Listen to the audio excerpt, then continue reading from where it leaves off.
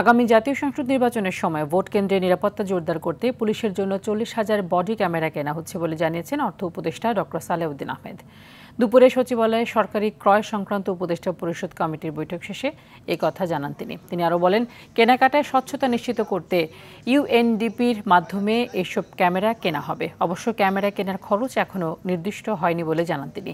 এদিকে বাজার স্থিতিশীল রাখার পাশাপাশি আপৎকালীন সংকট মোকাবেলায় কেন্দ্রীয় ব্যাংক বিভিন্ন বেসরকারি ব্যাংক থেকে ডলার কিনছে বলেও জানিয়েছেন তিনি।